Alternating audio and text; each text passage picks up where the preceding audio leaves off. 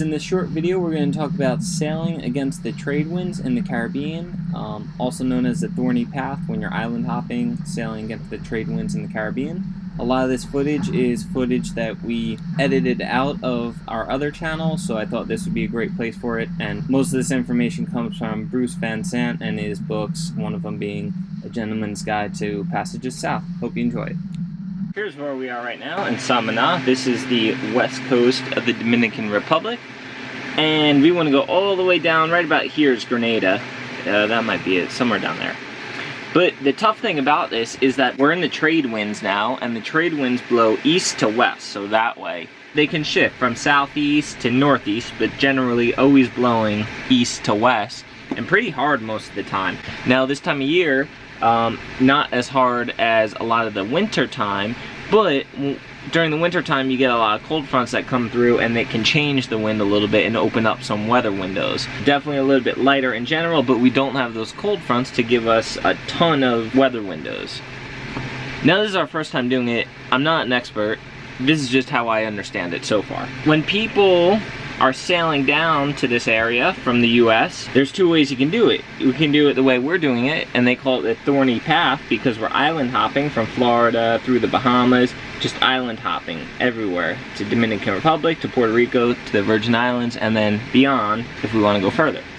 Now there's another route called the I-65 route or the L-65 route because it's longitude 65. Now that's where you sail from wherever you are, whether it's like, sometimes it's out here, out the mouth of the Chesapeake, sometimes it's from North Carolina, sometimes from Florida. People will sail directly east because the trade winds aren't blowing up here. So they'll sail directly east all the way out to longitude 65 degrees, and then once they get there, then they'll sail straight south. And that way, since the wind's blowing this direction, when they sail south into the trade winds, the wind's on their beam. It's a much better angle than trying to sail into the wind. For those of you guys who aren't too familiar with sailing, wind's blowing this way, and we cannot sail directly into the wind. We can only sail at angles to the wind.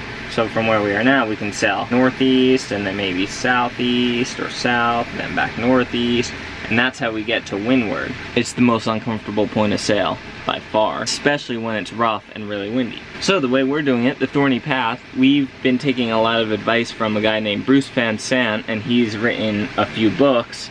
One of them is called The Gentleman's Guide to Passages South or something like that. It's on Sierra's, what's that thing called? The little electronic book thing. Nook or, no, what the heck is that thing called? You guys know what I'm talking about, it's on that.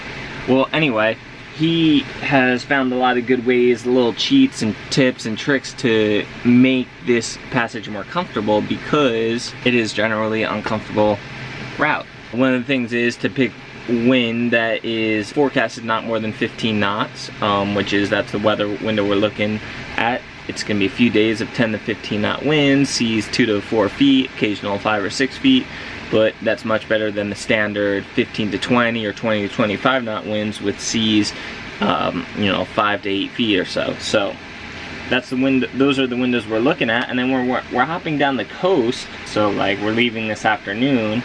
It's going to become nighttime. Now the wind's blowing this direction like we said. During the day, as this piece of land heats up, it accelerates the wind close to the coast. But at night, when the land cools down, it cools down quicker than the ocean, it actually counters that wind a little bit, and it can make it a little bit less windy and a little bit calmer. So that's why we've been doing a lot of night sailing along the north coast of the DR, and then tonight we'll be along this coast of the DR, and then tomorrow morning right around here, around 7, 8 a.m., we'll tack, and this is all, it's all been motoring for us really. You can probably sail a little bit, but this is all going to be motoring for us pretty much, I think. And then once we get to this point, as the sun comes up, we'll tack off, and we'll tack northeast here, and then we'll tack southeast, and then we'll hopefully be in the lee of Puerto Rico, and then we're gonna end up right down here, southwest corner, Cabo Rojo area. And then we're gonna continue to do the same thing along the south coast of Puerto Rico, just hopping, short runs in the early morning or at night, all the way to Virgin Islands. Once we get out here, this area, it's going to become much easier for us because we can just sail south and we're going to be on the beam reach the whole way. And that's going to be a much more comfortable wind direction. We'll be able to go faster. We'll probably do a few days at a time.